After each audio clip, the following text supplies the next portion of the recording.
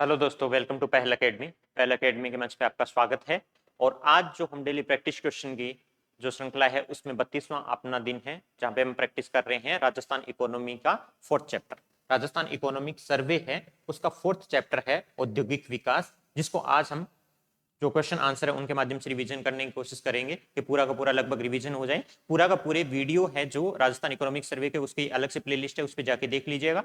और अगर आपको बुक से या नोट्स वगैरह से रिवीजन करना है तो पहल एकेडमी जयपुर जो टेलीग्राम चैनल है उस पर अवेलेबल करवा दी गई है। इंपॉर्टेंट रिवीजन के हिसाब से है, 80-90 पेज है, जल्दी से रिवीजन कर लीजिए उसका और उसके बाद इन क्वेश्चन को करने की कोशिश कीजिएगा। और जब आप क्वेश्चन जब पढ़ रहे हो तो उसका आंसर पहले जल्दी से, जैसे क्वेश्चन पढ़ने के बाद मैं एक्सप्लेन करूं उससे पहले आपके पास आंसर बिल्कुल सही होना चाहिए। और जिस टॉपिक में नहीं हो रहा है आपका सही, उसको अभी के अभी जब वीडियो देख रहे हो साथ साथ में ही उसको कवर करने की कोशिश कीजिएगा। तो इस हिसाब से इंपॉर्टेंट जो क्वेश्चन है उस हिसाब से आपके कवर हो जाते हैं। तो 25 तक क्वेश्चन है जो करंट अफेयर के हैं, इकोनॉमिक सर्वे है, बेसिक इकोनॉमिक है, इनमें से आराम से सही हो सकते हैं। तो औद्योगिक विकास के अंदर में जो ये पहला, जिस हिसाब से हमने सेक्टोरल डिस्ट्रीब्यूशन देखा था, जो पहला क्वेश्चन यही आता है जिस हिसाब से एग्रीकल्चर का देखते हैं, सर्विस का देखते हैं, उसी प्रकार इंडस्ट्री का देखने पे कि वर्तमान मूल्य पे उद्योग क्षेत्र की विकास दर क्या है, इसी हिसाब से क्वेश्चन आएगा कि राजस्थान आर्थिक समीक्षा 22-23 के अनुसार ये दिया गया है कि वर्तमान मूल्य पर उद्योग क्षेत्र की विकास दर क्या है।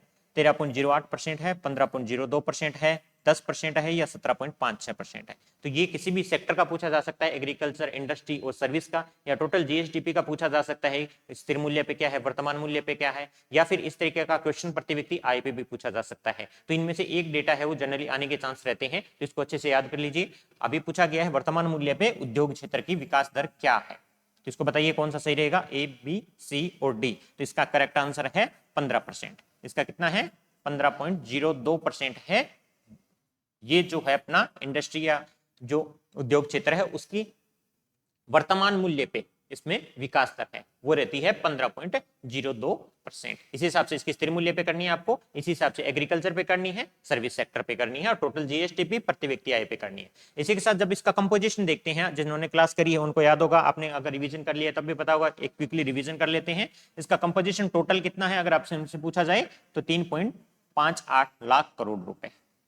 ठीक है, 3.58 लाख करोड़ रुपए है। इसके अंदर में मेजोरिटी जो सेक्टर है वो कौन कौन से आते हैं इसके अंदर में, इंडस्ट्री के अंदर में माइनिंग, मैन्युफैक्चरिंग, फिर इलेक्ट्रिसिटी, गैस, वाटर सप्लाई वाला एक सर्विस है, और ये है कंस्ट्रक्शन। ये चार एक्टिविटीज है जो जनरली आती है, निर्माण, विनिर्माण, खनन उत्खनन और विद्युत, गैस पूछा जा सकता है, जलापूर्ति, इनमें ये एक सेवाएं इनका अलग से बना दिया गया है। तो इंडस्ट्री के अंदर में चार सेक्टर है जो इस तरीके से डिवीजन किया गया है। सबसे ज्यादा जिसका रहता है वेटेज वो किसका रहता है, मैन्युफैक्चरिंग का। और ये भी आपको याद रहना चाहिए, कितना रहना चाहिए, 41.26%। मैन्युफैक्चरिंग का कितना हिस्सा है, 41%, लगभग 41% है। टोटल कंपोजिशन याद होना चाहिए। एग्रीकल्चर का भी हमने किया था कि टोटल कितना जीएसवी है, ये जीएसवी दिखा रहे हैं यहाँ पे 3.58 जो लाख करोड़ रुपए है, ये आपका आता है इंडस्ट्री सेक्टर का। इसके अंदर में मेजर चार कंपोजिशन है, जिसमें सबसे ज्यादा है आपका विनिर्माण का यानी मैन्युफैक्चरिंग सेक्टर का। उसके बाद में रहता है 32% जो रहता है आपका कंस्ट्रक्शन का, निर्माण क्षेत्र का रहता है, ये कितना है 32.76%। ठीक है, ये भी याद रहना चाहिए कि दूसरा क्या कौन सा है, निर्माण क्षेत्र यानी कंस्ट्रक्शन एक्टिविटी। फिर आता है आपका विद्युत, गैस, जलापूर्ति वाले 13.38% और 12.6% लास्ट में रहता है खनन उत्खनन। तो ये भी क्वेश्चन बनता है कई बार कि अगर इंडस्ट्री के अंदर में सेक्टरल का इसका खुद का कंपोजिशन देखा जाए तो सबसे ज्यादा योगदान किसका, सबसे कम योगदान किसका है, अगर इस तरह से क्रोनोलॉजी पूछी जा सकती है, सबसे ज्यादा रहेगा मैन्युफैक्चरिंग का, दूसरा रहता है कंस्ट्रक्शन का, तीसरा रहेगा आपका विद्युत, गैस, जलापूर्ति में से, और चौथा रहता है खनन और उत्खनन, माइनिंग सबसे कम परसेंटेज है जो योगदान देता है जीएसवी के अंदर में, इंडस्ट्री के अंदर में। तो इंडस्ट्री का खुद से एक कंपोजिशन है, इसके अंदर में ये चार चीजें याद रखनी है, और इनका टोटल 3.58 लाख करोड़ रुपए आपका जीएसवी मिलता है इंडस्ट्री से। ठीक है, ये बेसिक डिटेल हो गई। अब आगे चलते हैं, इसके अंदर में दूसरा क्वेश्चन बनता है अपना औद्योगिक उत्पादन सूचकांक। ठीक है, इंडेक्स ऑफ इंडस्ट्रियल प्रोडक्शन, ये बहुत इंपॉर्टेंट है, बहुत ही आसान सा सवाल आता है इसके अंदर में, समझने की बात है, सिंपल सा, आपने किया है तो समझा होगा। तो इसके बारे में ये सवाल का आंसर दीजिए कि औद्योगिक उत्पादन सूचकांक के बारे में कौन सा कथन सही है, पूछा गया है आपसे। पहला क्या बोलता है कि आईआईपी को केंद्रीय सांख्यिकी संगठन द्वारा प्रति वर्ष संकलित और प्रकाशित किया जाता है। पहला कथन बोल रहा है कि आईआईपी है जो, इसको केंद्रीय सांख्यिकी संगठन है, ये हर साल संकलित और प्रकाशित करता है। दूसरा ये है कि आईआईपी का आधार वर्ष कौन सा है, 2011-12 बताया गया है, 2011-12 है आईआईपी का आधार वर्ष। तो दोनों कथन में कौन सा कथन सही है, कौन सा गलत है, या दोनों सही है? तो इसके अंदर में दूसरा वाला स्टेटमेंट आपका सही है। यहाँ पे केवल 2 रहेगा। पहले के अंदर में गलती क्या है, पहले के अंदर में गलती ये है कि यहाँ पे प्रति वर्ष बोला गया है, जब कर्ता सीएसओ ही है, कर्ता इंडेक्स ऑफ इंडस्ट्रियल प्रोडक्शन देखा होगा आपने, मैन्युफैक्चरिंग, माइनिंग और इलेक्ट्रिसिटी इनके लिए जारी किया जाता है अलग से।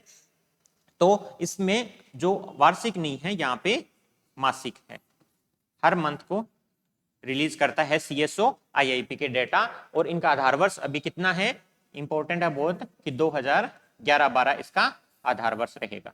2011-12 आधार वर्ष है। आईआईपी को डिटेल में आपने डिस्कशन किया होगा। 2011-12 आधार वर्ष इसका सीएसओ जारी करता है। क्वेश्चन में ये ध्यान रखना है कि किस पे पूछा गया, प्रति वर्ष नहीं है, यहाँ पे मासिक तौर पे जारी किया जाता है आईआईपी। ठीक है, तो ये बेसिक डिटेल जान रखा करो जब आप करो। अब आता है एमएसएमई। देखो एमएसएमई बहुत इंपॉर्टेंट है इस वाली आरएस प्रीलिम्स के लिए। ठीक है, रीजन ये कि फर्स्ट एमएसएमई पॉलिसी है जिसके अंदर में एमएसएमई के अंदर में दो चीजें हुई है। एक तो इनका जो कैटेगराइजेशन था वो पूरा का पूरा चेंज हो गया है। दूसरी रही है राजस्थान की फर्स्ट एमएसएमई पॉलिसी भी जारी कर दी गई है। उसके अंदर में भी स्पेसिफिक अलग से राजस्थान के अंदर में कितने इन्वेस्टमेंट किया जाएगा, कितने लोगों को रोजगार मिलेगा, अलग से क्या किया जा रहा है। तो इस हिसाब से एमएसएमई के ऊपर में एक क्वेश्चन आने की संभावना पूरी रहती है। तो एमएसएमई का जो यहाँ पे ये है, ये बेसिक जो एमएसएमई की डेफिनेशन है उसके ऊपर में क्वेश्चन है। ये पूछ रहा है कि एमएसएमई के संबंध में निम्नलिखित कथनों पर विचार करें। पहला ये है, लघु उद्योग वे है जहां पे संयंत्र या मशीनरी में निवेश 10 करोड़ रुपए से अधिक नहीं होता, उनको लघु उद्योग बोला जाता है। तो बेसिक डेफिनेशन है, इस पे क्वेश्चन आता है आपका। दूसरा है कि मध्यम उद्यम वे है जिनमें वार्षिक कारोबार 250 करोड़ से अधिक नहीं है। एक में ये बोला गया है कि इन्वेस्टमेंट कितना गया है, उनके आधार पर बताइए कि लघु उद्योग कौन से होते हैं। और दूसरा मध्यम उद्यम बोला गया है वो जहां पे वार्षिक कारोबार है वो कितना हो रहा है आपका, 250 करोड़ रुपए से अधिक नहीं होना चाहिए मध्यम के लिए। तो दोनों कौन कौन से स्टेटमेंट सही है, ये दोनों के दोनों स्टेटमेंट सही है।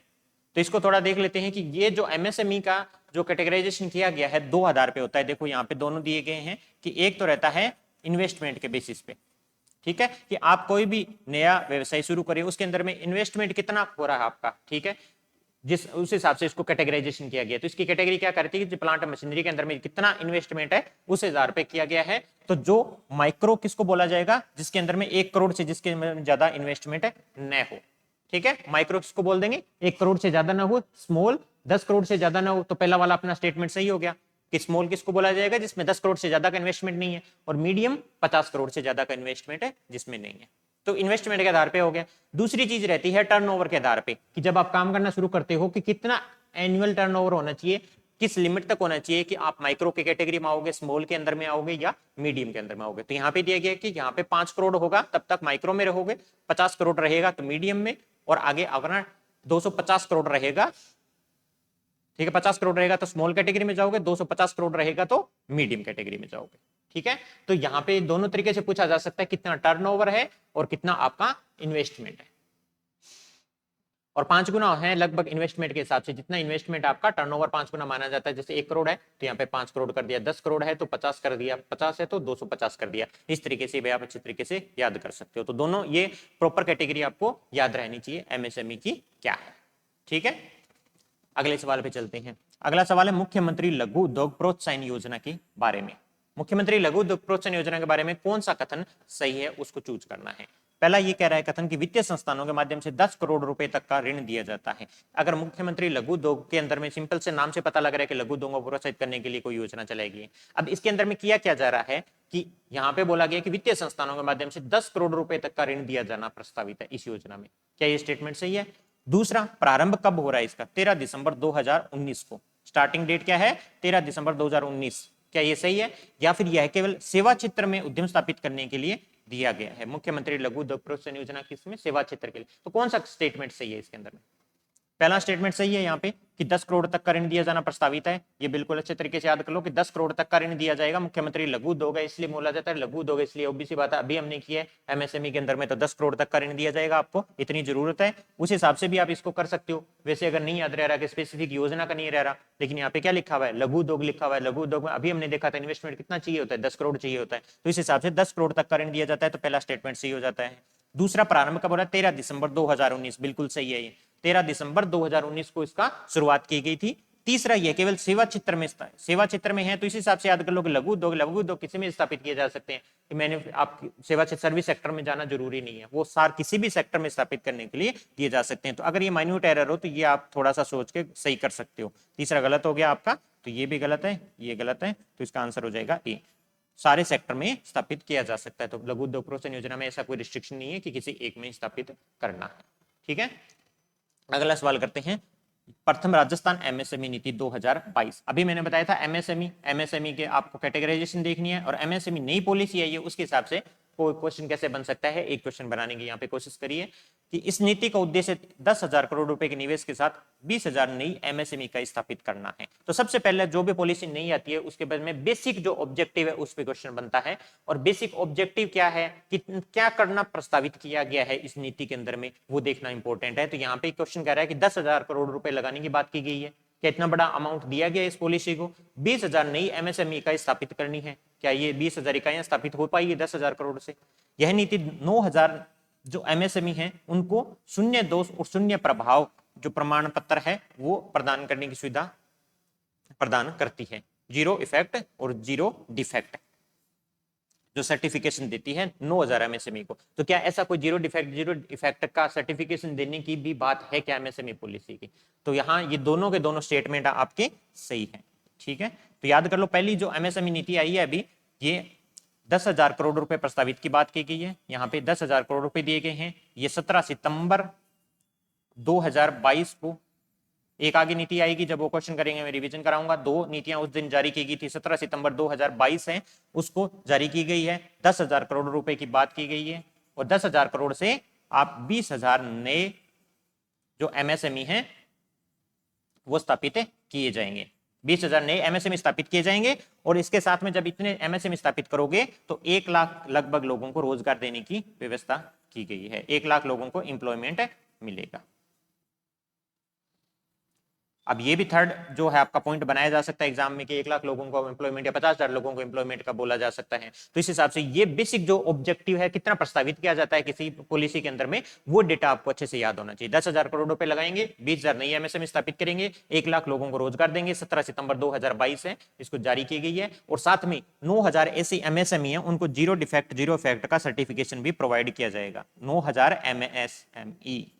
ठीक है, ये 4 डेटा है, इनको अच्छे से याद कर लो। फर्स्ट एमएसएमई पॉलिसी है, इस पे क्वेश्चन आना बहुत ज्यादा संभावना है इसकी। ठीक है, अब चलते हैं आगे। जब ये आपने चैप्टर किया होगा तो आपने देखा होगा एक जिला एक उत्पाद है, यहाँ पे दिए गए हैं इसी इंडस्ट्री के अंदर में। ठीक है, एक जिला एक उत्पाद जो जारी किए गए थे, हर जिले के हिसाब से एक उत्पाद है वो निर्धारित किया गया है। इसके अंदर में आपको ऐसे क्वेश्चन आ सकते हैं कि सुमेलित करना कि कौन सा उत्पाद है वो कौन से जिले से संबंधित है, इसको जानकारी के लिए इस तरीके से सुमेलन का क्वेश्चन आएगा। तो बताइए कि यहाँ पे ए दिया गया आपका जिला और यहाँ पे आगे दिया गया है उससे संबंधित उत्पाद। तो पहला है बांसवाड़ा सिंथेटिक यार्न से संबंधित है क्या, बाड़मेर इसबगोल से संबंधित है क्या, बीकानेर आपका चीनी मिट्टी से संबंधित है क्या, ठीक है, और चूरू आपका चावल से संबंधित है क्या। तो इसमें कौन सा एक है जो सम्मिलित नहीं है? तो इसमें आपको कम से कम लगभग सारे आपको अच्छे से याद करने हैं। एक जिला एक उत्पाद, कौन से जिले से संबंधित कौन सा उत्पाद है, इस तरीके से मैचिंग का एक क्वेश्चन आएगा, बहुत ही स्ट्रेट फॉरवर्ड है। अगर आप एक बार कर लोगे तो यहाँ पे कौन सा गलत है, चूरू का गलत है।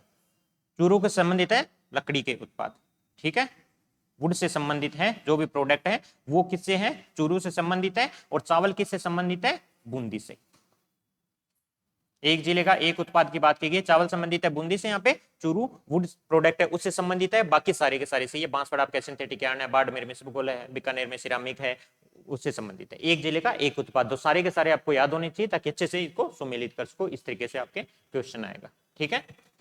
अब आता है अगला, राजस्थान निवेश प्रोत्साहन योजना। राजस्थान में निवेश को प्रोत्साहित करने के लिए अब इतने सारे आप जब 10,000 करोड़ रुपए एमएसएमई के अंदर में दे रहे हो, बहुत सारी जगह दे रहे हो, तो निवेश को प्रोत्साहित करना भी जरूरी है, नहीं तो इतना पैसा कहां से आएगा, ठीक है। तो निवेश प्रोत्साहन योजना है वो आई है 2022 की, और 2022 में कौन कौन से इसमें सही कथन का चुनाव करना है। ये बोलते हैं कि ये 7 अक्टूबर 2022 से लागू है क्या निवेश प्रोत्साहन योजना। सबसे पहले तो कब जारी की गई है निवेश प्रोत्साहन योजना, 7 अक्टूबर 2022। मुख्य उद्देश्य क्या है, हर योजना के हिसाब से इसका क्या उद्देश्य है, 15% की वार्षिक वृद्धि दर के हिसाब से विनिर्माण और सेवा क्षेत्रों का विकास करना। ऑब्वियस सी बात है कि आप निवेश करते हो, इन्वेस्टमेंट करते हो, ठीक है, इन्वेस्टमेंट को प्रमोशन दे रहे हो, तो जब वो पैसा आएगा तो किसी सेक्टर में तो जाएगा। अब उसके हिसाब से एक ऑब्जेक्टिव रखा है इन्होंने कि मैन्युफैक्चरिंग हो गया आपका और सर्विस सेक्टर हो गया, उनके हिसाब से उनमें 15% की हमें वृद्धि दर चाहिए। कि अभी हमने देखा था कि इनमें हर साल 15% बढ़े विनिर्माण क्षेत्र और सेवा क्षेत्र, इसके लिए इन्वेस्टमेंट ले रहे हैं, और ये एक 7 अक्टूबर 2022 को लागू की गई है। दोनों इसके कथन सही है आपके, एक या दोनों, ठीक है।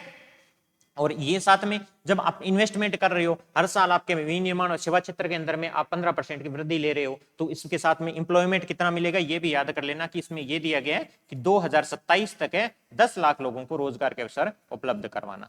2027 तक 10 लाख लोगों को रोजगार के अवसर है जो उपलब्ध करवाना, और 15% की वृद्धि दर जो है हासिल करना मैन्युफैक्चरिंग के अंदर में भी हो इसमें और सेवा क्षेत्र के अंदर में भी, ठीक है।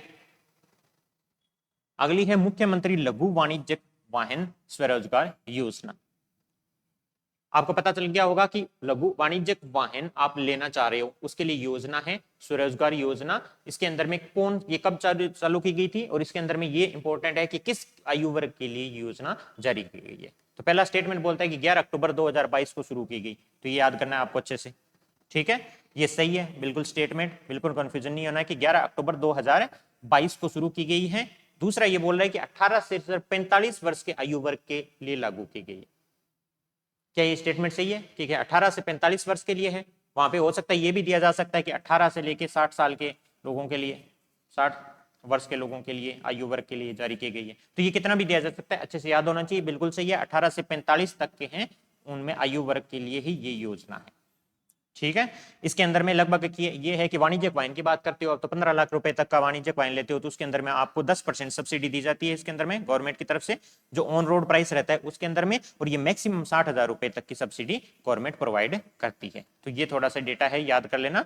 10% सब्सिडी, मैक्सिमम आपको 60,000 रुपए तक की सब्सिडी ऑन रोड जो प्राइस होता है व्हीकल का उसके लिए किया जाता है, ताकि आप वाणिज्यिक वाहन वहन कर सको। और इसमें 11 अक्टूबर 2022 को शुरू की गई थी। 18 से लेकर 45 साल तक के लोग, आयु वर्ग के लोगों के लिए ये योजनाएं है। बिकॉज वाणिज्यिक वाहन अगर लेना चाहेंगे तो इसी आयु वर्ग के युवा ही ले सकते हैं, ठीक है। अब अगला आता है इंपोर्टेंट, डॉक्टर भीमराव अंबेडकर राजस्थान दलित आदिवासी उद्यम प्रोत्साहन योजना। 2022 तो लिखा हुआ है, लेकिन ये याद रखना कि कौन सी डेट को जारी हुआ था, सीधा भी पूछा जा सकता है। डॉक्टर भीमराव अंबेडकर राजस्थान दलित आदिवासी उद्यम प्रोत्साहन योजना किस तारीख को जो है लागू की गई है, प्रारंभ की गई।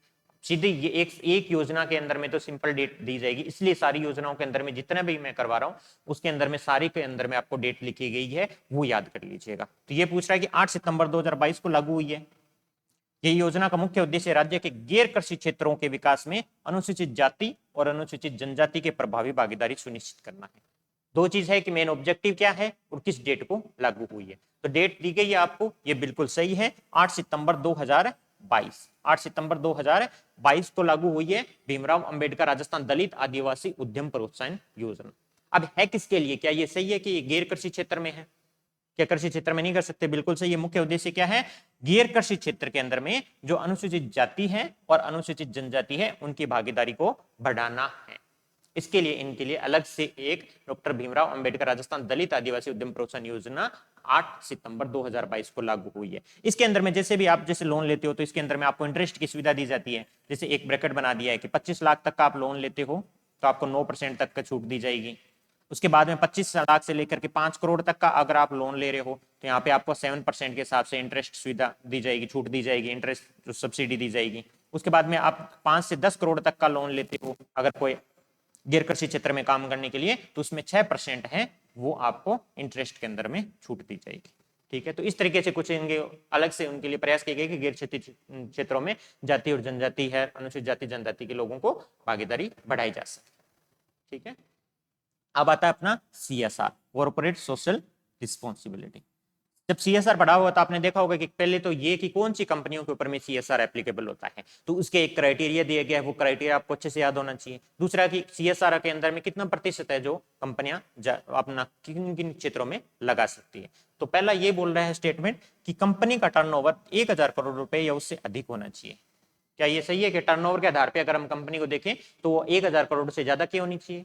दूसरा स्टेटमेंट बोल रहा है कि कंपनियों को पिछले 3 वित्तीय वर्षों के दौरान हुए कंपनी के औसत शुद्ध लाभ का 2% खर्च करना आवश्यक है।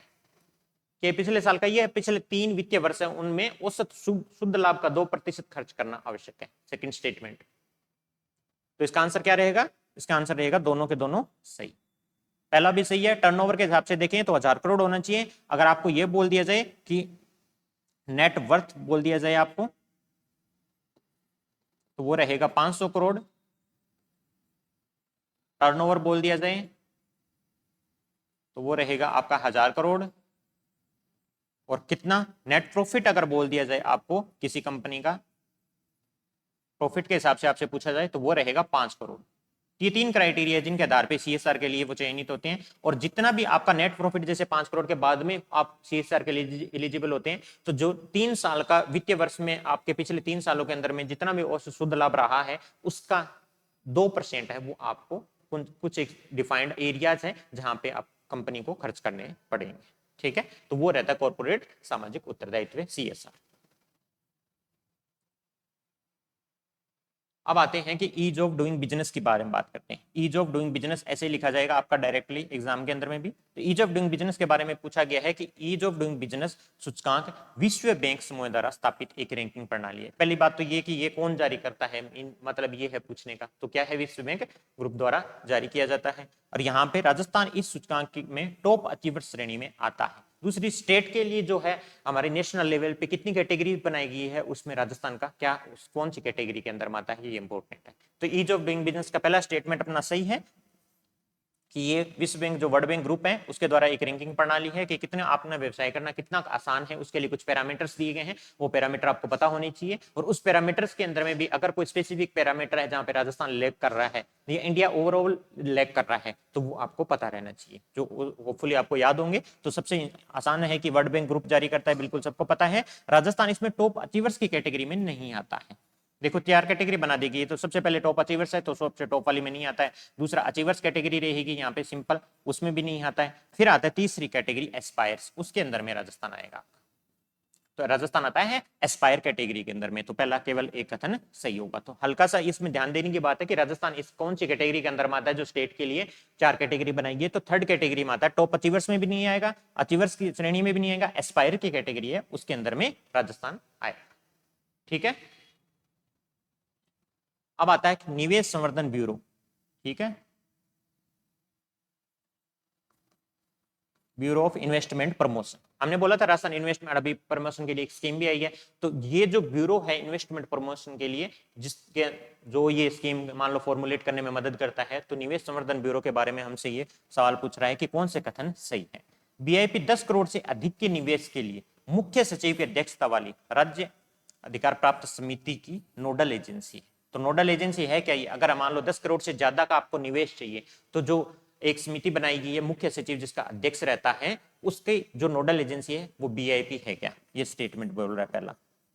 दूसरा ये कह रहा है कि इसकी स्थापना कब हुई थी? 1991 में हुई थी क्या? क्या इतना पुराना है बीआईपी? बिल्कुल इतना पुराना है। दोनों के दोनों स्टेटमेंट से इसकी स्थापना होती है 1991 में। और अगर 10 करोड़ से ज्यादा के अगर आपको कहीं पे इन्वेस्टमेंट कर रहा है तो मुख्य सचिव की अध्यक्षता में एक कमेटी होती है, उसकी एक नोडल एजेंसी है बीआईपी। बीआईपी फिर बाद में फाइनलाइज करती है कि हाँ ये चीज सही है इन्वेस्टमेंट के हिसाब से या ये गलत है। ठीक है, तो बीआईपी के बारे में बीआईपी को डिटेल में पढ़ लीजिएगा। उसके बाद में अपना हुआ था इन्वेस्ट राजस्थान शिखर सम्मेलन 7-8 अक्टूबर 2022। पहला तो यहीं से याद कर लो कि हुआ कब था। सबसे पहले ये पूछा जा सकता है, सबसे पहले तो 7-8 अक्टूबर 2022 याद कर लो। 23 का कब होगा उससे पहले तो शायद एग्जाम हो जाएगा। तो 7-8 अक्टूबर 2022 है जो इन्वेस्ट राजस्थान शिखर सम्मेलन हुआ था। और दूसरा ये कहां पे आयोजित हुआ था? जयपुर, अजमेर, अलवर, जोधपुर। जब इस तरीके के सम्मेलन होते हैं तो दो ही तरीके हैं कि कब हुआ था ये पूछा जा सकता है, कहां पे हुआ था ये पूछा जा सकता है। तो 7-8 अक्टूबर 2022 को हुआ था। और जयपुर, अजमेर, अलवर, जोधपुर कहां पे हुआ था? ये हुआ था जयपुर के अंदर में। ठीक है, इन्वेस्ट राजस्थान शिखर सम्मेलन कहां पे हुआ था? जयपुर के अंदर में आयोजित हुआ था।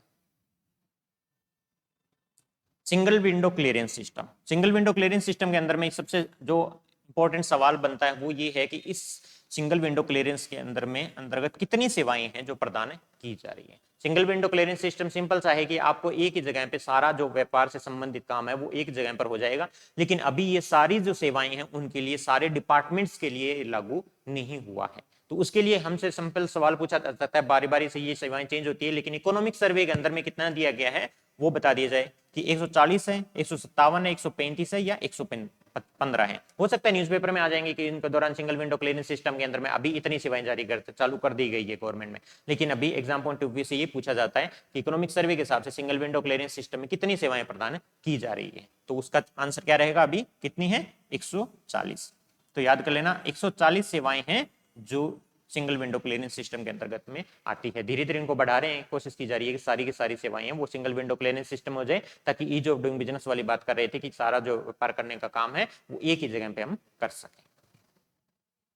अब आता है agro food park. Agro food park, अब एग्रो फूड पार्क की हमारे यहाँ पे कितने एग्रो फूड पार्क है, अभी इकोनॉमिक सर्वे के हिसाब से कितने हैं एग्रो फूड पार्क, 4 है एग्रो फूड पार्क। अभी बजट के हिसाब से कहां पे नया स्थापित करने की बात की गई है वो भी बता देता हूं, वो है बीकानेर में।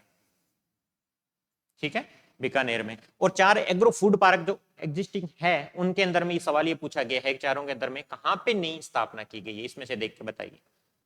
जोधपुर में, कोटा में, अलवर में, अजमेर में, कहां पे है जो एग्रो फूड पार्क है? नहीं है। तो एग्रो फूड पार्क कहां पे नहीं है? जोधपुर में है, कोटा में है, अलवर में है और गंगानगर में है।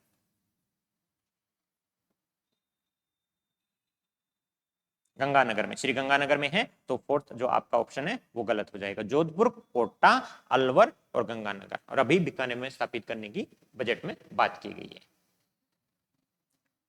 जेम्स एंड ज्वेलरी, रत्न और आभूषण के जो 2 स्पेशल इकोनॉमिक जोन, विशेष आर्थिक क्षेत्र बनाए गए हैं वो कहां पे स्थित है? सिंपल पूछा जाता है सवाल। जेम्स एंड ज्वेलरी का स्पेशल इकोनॉमिक जोन है वो याद रख लेना कि 2 तरीके दिए गए हैं यहाँ पे, दोनों ही कहां पे अवेलेबल है। जेम्स एंड ज्वेलरी का भी है, कहां पे है? जयपुर के अंदर। जेम्स एंड ज्वेलरी का जो स्पेशल इकोनॉमिक जोन है याद कर लेना, कहां कहां है स्पेशल इकोनॉमिक जोन, तो कहां पे है जेम्स एंड ज्वेलरी का? जयपुर के अंदर में अवेलेबल है। अब अगला क्वेश्चन आता है राजस्थान की हस्तशिल्प नीति 2022। ये भी मैंने बताया था, ये 2 आई थी पॉलिसी, फर्स्ट एमएसएमई पॉलिसी आई थी और पहली आई थी आपकी आती है राजस्थान की हस्तशिल्प नीति 2022, राजस्थान की हैंडीक्राफ्ट पॉलिसी। दोनों एक ही दिन लॉन्च हुई थी, वो थी 17 सितंबर 2022। 17 सितंबर 2022 को ही जारी की जाती है। 2 पॉलिसी है जो फर्स्ट ऑफ इट्स काइंड है राजस्थान के अंदर में। हस्तशिल्प नीति पहले नहीं थी, हैंडीक्राफ्ट पॉलिसी, तो राजस्थान की हस्तशिल्प नीति और फर्स्ट एमएसएमई पॉलिसी राजस्थान के अंदर में स्पेसिफिक जारी की गई थी। दोनों की जो डेट है सेम है, 17 सितंबर 2022 को। यहाँ पे क्वेश्चन ये है कि राजस्थान हस्तशिल्प नीति 2022 का मुख्य उद्देश्य क्या है, मेन ऑब्जेक्टिव क्या है इसका? राज्य में पर्यटन को बढ़ावा देना, किसानों को वित्तीय सहायता प्रदान करना, हस्तशिल्प उद्योग को बढ़ावा देना और कारीगरों को सशक्त बनाना, राज्य में विदेशी निवेश को प्रोत्साहित करना। तो मेन मोटिव क्या है इसका? मेन मोटिव है हस्तशिल्प उद्योग है उसको बढ़ावा देना। और इसके अंदर में भी वो सेम उसी की तरह रहेगा, एमएसएमई की तरह कि बुक चेक निवेश किया जाएगा। अभी इसका स्पेसिफिक डिटेल नहीं दी गई है तो एग्जाम पॉइंट ऑफ व्यू से इंपॉर्टेंट नहीं है। सिंपल ये है कि जितने भी हस्तशिल्प उद्योग है उनको बढ़ावा देने के लिए हैंडीक्राफ्ट पॉलिसी है फर्स्ट ऑफ इट्स काइंड बनाई गई है। इसमें ये पूछा जा सकता है कि कब जारी की गई है, तो ये आपको पता रहना चाहिए, 17 सितंबर 2022 को जारी की गई है। और कोई डेटा है नहीं तो सिंपल ये डेटा है, ये पूछा जाएगा आपसे 17 सितंबर 2022 को। राज्य को द्वारा अंतरदेशीय कंटेनर डिपो कहां शुरू करना प्रस्तावित है? बताओ कहां पे है कि इनलैंड अपना कंटेनर डिपो है वो कहां पे स्थापित कर रहा है राज्य को? भीलवाड़ा में, राजसमंद में, उदयपुर में और जयपुर। कहां पे? भीलवाड़ा, राजसमंद, उदयपुर और जयपुर। कहां पे है अपना? तो यहाँ पे प्रस्तावित की बात की जाए तो वहां पे भीलवाड़ा के अंदर में अभी बना रहे हैं कि भीलवाड़ा के अंदर में इनलैंड कंटेनर डिपो बनाया जाएगा। एयर कार्गो कॉम्प्लेक्स अगर इसी तरीके से आपसे सवाल में पूछ लिया जाए तो कहां पे रहेगा? जयपुर के अंदर में रहेगा। ड्राई पोर्ट्स कहां पे रहेगा? तो जयपुर और जोधपुर के अंदर में ड्राई पोर्ट्स हैं वो बनाए गए हैं। तो इस तरीके से जो मान लो कोई भी संस्था है वो अगर कोई काम करती है, कोई स्पेसिफिक अगर कोई इस तरीके के पोर्ट्स, इनलैंड पोर्ट्स बनाई जा रही है किसी भी संस्था के द्वारा, राज्य के द्वारा हो सकता है, आरएफसी जो है राजस्थान फाइनेंस जो कॉर्पोरेशन उसके द्वारा हो सकता है, तो वो आपको स्पेसिफिक ध्यान रखना है। यहाँ पे जो बताया गया है इनलैंड जो कंटेनर डिपो है वो कहाँ पे है? भीलवाड़ा के अंदर। ठीक है, ये आ गया राजस्थान वित्तीय निगम, आ गया आरएफसी, आ गया आपका। राजस्थान वित्तीय निगम वित्तीय सहायता प्रदान करने के लिए मुख्य रूप से किन क्षेत्रों पर ध्यान केंद्रित करता है? अब आपको पता होनी चाहिए, एक तो ये राजस्थान आरएफसी है, इसका गठन कब हुआ था स्पेसिफिक डेट के साथ पूछा जाता है, तो एक सवाल तो ये बनता है आपका, वो अच्छे से तैयार करना है। दूसरा, इसका मुख्य जो है किन एरिया में ये वित्तीय मान लो देता है, वित्तीय सहायता तो प्रोवाइड करता है और बहुत सारी क्षेत्र में करता होगा, लेकिन मुख्य रूप से किस क्षेत्र के लिए ये जो वित्तीय सहायता प्रदान करता है। कृषि खेती के लिए, रियल एस्टेट को निर्माण के लिए, हस्तशिल्प और कपड़ा के लिए, या लघु और मध्यम स्तर के उद्योगों के लिए। स्पेसिफिकली किसके लिए बोला गया है? लघु मध्यम स्तर के उद्योगों के लिए बोला गया है। ठीक है, तो आरएफसी किसके लिए काम करता है? आरएफसी स्पेसिफिकली जो लघु, स्मॉल एंड मीडियम जो भी इंडस्ट्री है उनके लिए देने के लिए आरएफसी का गठन किया गया था, स्मॉल एंड मीडियम इंडस्ट्री। और कब किया गया था ये सवाल आएगा तो क्या लिखोगे आप? 17 जनवरी 1955। 17 जनवरी 1955 को किया गया था। 17 जनवरी 1955 को आरएफसी का गठन किया गया था और लघु और मध्यम स्तर के उद्योगों को वित्तीय सहायता प्रदान करना इसका मुख्य उद्देश्य रहा।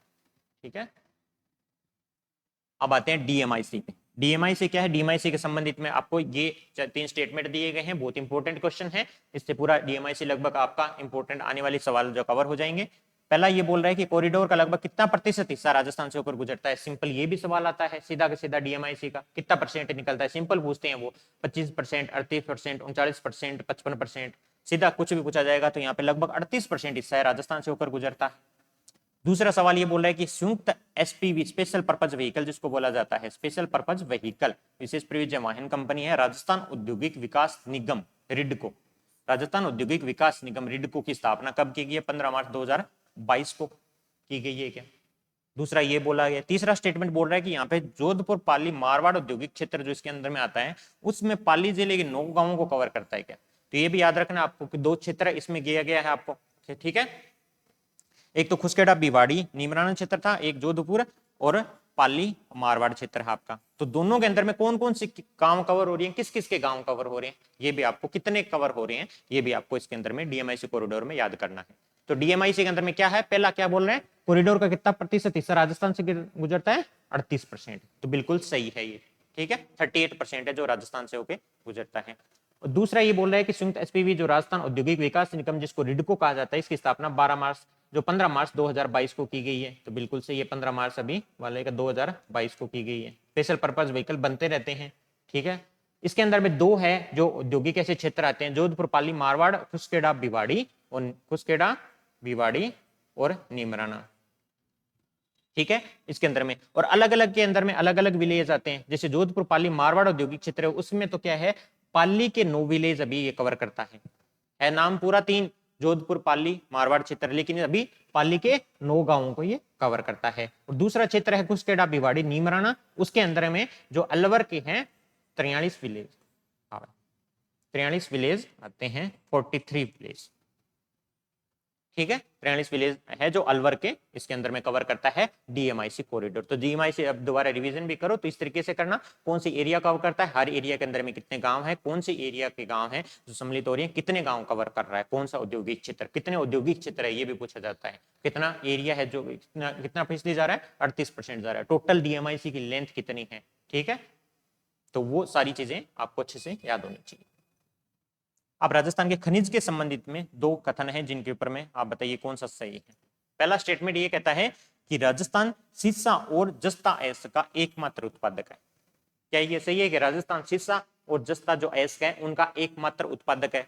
दूसरा ये है राजस्थान कच्चे तेल का दूसरा सबसे बड़ा उत्पादक है, कच्चे तेल का दूसरा सबसे बड़ा उत्पादक है। कौन सा सही रहेगा इसके अंदर? दोनों के दोनों स्टेटमेंट यहाँ पे आपके सही रहेंगे। Only one, only two, both और नॉन ऑफ दिस। तो इसके अंदर में सबसे ज्यादा ये कौन से दोनों के दोनों स्टेटमेंट सही है? तो सी आंसर होगा बोथ, दोनों स्टेटमेंट सही है। पहला क्या कह रहा है? सीसा और जस्ता अयस्क का एकमात्र उत्पादक है, बिल्कुल सही है, एकमात्र उत्पादक में सीसा और जस्ता अयस्क आते हैं। कच्चे तेल के अंदर में हम देखें तो दूसरा सबसे बड़ा उत्पादक है। अभी इसके अंदर में स्पेसिफिकली अगर हम जाएंगे कच्चे तेल के ऊपर में तो एक और क्वेश्चन बनता है जिसको हम देख लेते हैं पहले, बाद में इसको करेंगे। दूसरा क्वेश्चन ये आता है कि यहाँ पे स्ट्रेटेजिक बिजनेस यूनिट और प्रॉफिट सेंटर स्थापित किए गए अलग अलग जगह पे और अलग अलग चीजों के लिए किए गए हैं।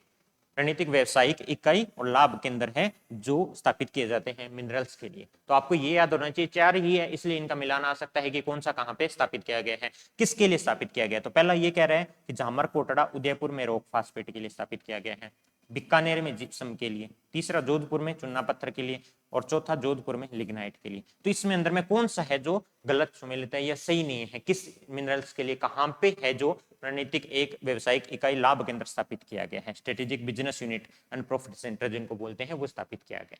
तो ये बताइए कौन सा सही रहेगा। हाँ, जामरकोटा उदयपुर में रॉक फास्फेट के लिए है, बिल्कुल सही है। दूसरा बीकानेर में जिप्सम के लिए बिल्कुल सही है। जोधपुर में चूना पत्थर के लिए है, बिल्कुल सही है आपका। लाइमस्टोन के लिए किया गया है। अब यहाँ पे ही जोधपुर में ही बोला गया लिग्नाइट के लिए, जबकि ये गलत है। यहाँ पे लिग्नाइट के लिए कहाँ पे है, जयपुर में, जयपुर में स्थापित किया गया। तो ये चारों जो स्ट्रेटेजिक बिजनेस जो यूनिट स्थापित की गई है, प्रॉफिट सेंटर स्थापित किए गए, हर एक के लिए अलग अलग जो मिनरल्स के लिए वो याद कर लीजिएगा। लिग्नाइट के लिए जयपुर में, चूना पत्थर जोधपुर के लिए किया गया है, जिप्सम के लिए बीकानेर किया गया है, रॉक फास्फेट के लिए जामरकोटरा उदयपुर है जो वहां पे स्थापित किया गया है। ठीक है। एमसैंड पॉलिसी 2020, एमसैंड पॉलिसी क्या है 2020 के बारे में कथन है कि एमसैंड खनिजों को कुचल की एक उत्पादित रेत है। पहले तो डेफिनेशन ही हो गया कि एमसैंड है क्या, क्या ये सही है कि जो मिनरल्स है उनको ही क्रश करके एमसैंड बनाई जाती है या किसी और तरीके से बनाया जाता है। तो पहला स्टेटमेंट ये पूछ रहा है कि एमसैंड है क्या। दूसरा स्टेटमेंट पूछ रहा है कि एमसैंड इकाई को उद्योग का दर्जा दिया गया है, ये किसके अंडर में आती है, क्या ये अलग से, क्या किसी इसको उद्योग के अंदर में दर्जा दिया गया है या नहीं दिया गया है। तीसरा ये बोला है कि राज्य के सरकारी निर्माण कार्यों में न्यूनतम 50% एमसैंड का उपयोग करना अनिवार्य है। तो कौन सा सही रहेगा इसके अंदर में स्टेटमेंट। पहला स्टेटमेंट सही है कि जितने भी मिनरल्स हैं उनको क्रश करके अपना जो उत्पादित रेत होती है उसी को एमसैंड कहा जाता है, मैन्युफैक्चरड इसीलिए बोला जाता है, मैन्युफैक्चरिंग सैंड बोला जाता है इसको। ठीक है। एमसैंड इकाई उसको उद्योग का दर्जा दिया गया है, तो इसको अब उद्योग के तौर पे किसी को एमसैंड के अंदर में व्यवसाय करना है तो वहां पे कर सकता है, उद्योग का दर्जा दे दिया गया है। तीसरा स्टेटमेंट गलत है, ये बोल रहा है राज्य में सरकारी निर्माण कार्यों में न्यूनतम 50% नहीं है, न्यूनतम 25% है, वो अनिवार्य है आपका। न्यूनतम 25% जो एमसैंड है वो अनिवार्य है, और अगर एमसैंड अवेलेबल है तो उसका उपयोग 50% तक किया जा सकता है। तो मैक्सिमम 50% तक हम बढ़ा सकते हैं अगर अवेलेबल है तो, लेकिन अगर मिनिमम भी हमें देखें तो मिनिमम 25% हमारे लिए जरूरी है कि जितने भी सरकारी निर्माण कार्य हैं उनके अंदर में मैन्युफैक्चर्ड सैंड का उपयोग किया जाए, और वो खनिजों को क्रश करके बनाई जाती है और उसको उद्योग का दर्जा दिया गया है एमसैंड। एमसैंड पॉलिसी जो है 2020 उसके अंदर में ये बात लिखी गई है। ठीक है। तो इसके अंदर में आंसर क्या हो जाएगा, ए 1 और 2, बिकॉज यहाँ पे 25% है, मिनिमम का पूछा जाए तो मिनिमम 25% है सरकारी निर्माण इकाइयों में एमसैंड का उपयोग करना आवश्यक है। ठीक है। अगला देखते हैं कच्चे तेल के उत्पादन में। अब हमने कुछ देर पहले क्वेश्चन किया था, वहां पे भी गया था, राजस्थान के अंदर में क्रूड ऑयल के अंदर में सेकंड लार्जेस्ट है। तो उसी आधार पे देखते हैं कि भारत में कच्चे तेल के उत्पादन में निम्नलिखित कथनों पर विचार करो, सही कथन का चूज आप करना है। सही कथन बताना आपको कौन सा है। भारत कुल घरेलू खपत का लगभग 16% उत्पादन करता है। तो जितने भी हमें डोमेस्टिक जितना कंज्यूमशन करते हैं उसका कितना परसेंट है जो उत्पादन से करते हैं, क्या 16% करते हैं। बिल्कुल सही है ये स्टेटमेंट कि भारत 16% है जो खुद उत्पादन करता है, 84% इंपोर्ट करते हैं, 84% इंपोर्ट किया जाता है। दूसरा स्टेटमेंट कहता है कि भारत में कुल कच्चे तेल का जितना भी उत्पादन हो रहा है मान लो, उसमें राजस्थान का योगदान लगभग 20% है। क्या ये स्टेटमेंट सही है कि 20% राजस्थान योगदान देता है। बिल्कुल सही है। सेकंड स्टेटमेंट, दोनों स्टेटमेंट सही रहेंगे, और इसी आधार पे दूसरा सबसे बड़ा उत्पादक है बॉम्बे हाई के बाद। ठीक है। राजस्थान के अंदर में 20% है जो टोटल हम जो कच्चे तेल का उत्पादन करते हैं उसके अंदर में 20% का योगदान राजस्थान देता है, जो सेकंड लार्जेस्ट है पूरे ऑल ओवर इंडिया के अंदर। तीसरा का ये देखो इसी से रिलेटेड है, स्टेटमेंट है कि एचपीसीएल राजस्थान रिफाइनरी लिमिटेड, जिसको बोला जाता है HRRL, HPCL Rajasthan refinery limited, नाम ही पूरा इसका यही है। तो HRRL अगर सीधा लिखा हुआ मिल जाए तो इसी से संबंधित है, HPCL राजस्थान रिफाइनरी लिमिटेड। ये इसके बारे में पूछा गया कि ये हिंदुस्तान पेट्रोलियम कॉर्पोरेशन HPCL और राजस्थान सरकार के बीच का एक संयुक्त उद्यम है क्या। ये बोला गया गवर्नमेंट ऑफ राजस्थान का और HPCL का है क्या। तो ये तो बोला है कि HPCL राजस्थान रिफाइनरी लिमिटेड, नाम से पता चला है दो ही नाम आ रहे हैं, HPCL और राजस्थान। तो यहाँ पे उन दोनों का संयुक्त उद्यम है, बिल्कुल सही है। यहाँ पे दूसरा स्टेटमेंट कह रहा है कि इनकी इक्विटी भागीदारी, इनके अंदर में हिस्सेदारी है वो 74 और 26% है क्या। GOR की गवर्नमेंट ऑफ राजस्थान की 74%, HPCL की 26% है क्या। दूसरा ये बोल रहा है। तीसरा कह रहा है कि रिफाइनरी भारत में अपनी तरह की पहली रिफाइनरी है जहां पे पेट्रोलियम जो पेट्रोकेमिकल कॉम्प्लेक्स के साथ स्थापित की गई है, या जो केमिकल कॉम्प्लेक्स है उसके साथ एकीकृत है क्या। तो तीसरा स्टेटमेंट बिल्कुल सही है, पहली रिफाइनरी है जहां पे पेट्रोकेमिकल कॉम्प्लेक्स भी है रिफाइनरी के साथ में। ठीक है। दूसरा ये गलत हो गया क्योंकि यहाँ पे जो गवर्नमेंट ऑफ राजस्थान है उसकी हिस्सेदारी 26% है, और HPCL की है वो 74% है। तो याद रखना है किस कितनी हिस्सेदारी है, HPCL की कितनी है 74% है, राजस्थान गवर्नमेंट की कितनी है हिस्सेदारी 26% है, और ये इनका संयुक्त उद्यम है, और ये पहला ऐसा है रिफाइनरी जिसमें पेट्रोकेमिकल कॉम्प्लेक्स भी स्थापित किया जा रहा है साथ में रिफाइनरी की। ठीक है, तो ये पहला है, आज तक इंडिया में कहीं भी नहीं हुआ है। अगला सवाल क्या है कि मुख्यमंत्री युवा संबल योजना 1 फरवरी 2019 को शुरू की गई थी। दो स्टेटमेंट में से कौन सा सही है वो बताना है आपको। युवा संबल योजना 1 फरवरी 2019 को शुरू हुई है, क्या डेट देखो। इसमें पात्र बेरोजगार युवाओं को अधिकतम 2 वर्ष के लिए प्रति माह है पुरुषों को 4,000 रुपए, महिला ट्रांसजेंडर विशेष रूप से विकलांग व्यक्तियों को 45,000 रुपए का बेरोजगार भत्ता वितरित किया जा रहा है। क्या ये सही है? पहला तो देखना है डेट सही है क्या, तो बिल्कुल सही है। डेट मुख्यमंत्री युवा संबल योजना 1 फरवरी 2019 को चालू की गई है। उसके बाद इसके अंदर में क्या किया जा रहा है कि यहाँ पे 2 वर्ष के लिए प्रति माह दिया जा रहा है अपने को बेरोजगारी भत्ता। अब तीसरी चीज देखनी है कि किसको कितना दिया जा रहा है, तो पुरुषों को यहाँ पे 4,000 रुपए दिया गया है सर्वे के अंदर में, और महिला ट्रांसजेंडर विशेष रूप से विकलांग व्यक्तियों को 45,000 रुपए का बेरोजगार भत्ते का बात की गई है। ठीक है, तो अगर इकोनॉमिक सर्वे के हिसाब से बोले जाए तो यही डाटा याद रखना। ये डाटा क्या होता है कि बारी बजट में भी आपको चेंज मिल सकता है, कभी अभी इलेक्शन जैसे टाइम चल रहा है तो उसके दौरान भी इनको बढ़ाने की भी बात की जा सकती है, कहीं 6,000 रुपए भी कर सकता है, 7,000 रुपए भी कर दे, क्या पता। लेकिन अगर ये बोला जाए कि राजस्थान आर्थिक समीक्षा 22-23 के हिसाब से मुख्यमंत्री युवा संबल योजना के बारे में निम्नलिखित कथनों पर विचार करो, और अगर ये स्टेटमेंट दी जाते हैं तो दोनों स्टेटमेंट सही होंगे।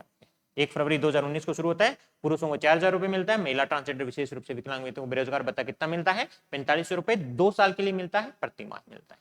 ठीक है, फ्री में नहीं मिलता, हालांकि इसके अंदर में इंटर्नशिप करनी पड़ती है, तो वो इसका कोई स्पेसिफिक सवाल बनता नहीं है कि इंटर्नशिप के लिए है। ऑफिशियली बात है कि लगभग 3 या 4 घंटे आपको इंटर्नशिप करनी पड़ेगी, डिपार्टमेंट के अंडर में काम करना पड़ता है, उसके साथ में आपको ये दिया जाएगा। अब राजस्थान कौशल और आजीविका विकास निगम द्वारा शुरू की गई समर्थ योजना के बारे में ये कथन में से कौन सा कथन सही है? सिंपल दिया गया है 1 2 3 4, इसके अंदर मैं ABCD मान लो इनको, तो ये कौन सा कथन सही है ये बताना है आप समर्थ योजना के बारे में। ठीक है, याद रखना कौन सी योजना है, समर्थ योजना की बात कर रहे हैं। कौन जारी कर रहा है? राजस्थान कौशल आजीविका विकास निगम जो है उसके द्वारा किया गया, skill and livelihood development corporation है, उसके द्वारा समर्थ योजना शुरू की गई है। किससे संबंधित है ये? क्या सबसे गरीब हाशिए पर रहने वाले समुदाय जेल के कैदियों को लाभ पहुंचाना और प्रशिक्षण कार्यक्रम के माध्यम से उन्हें आत्मनिर्भर बनाना, पहला स्टेटमेंट ये बोल रहा है। BA कह रहा है कि राज्य की युवा और महिलाओं को सक्षम बनाना और स्थानीय स्तर पर स्वरोजगार के अवसर उपलब्ध करवाना। C कह रहा है कि इसका उद्देश्य बेरोजगार युवाओं को न्यूनतम मासिक वेतन प्रदान करके रोजगार के अवसर उपलब्ध करवाना है। चौथा ये कह रहा है कि शैक्षिक महाविद्यालयों में कौशल विकास को एकीकृत करना।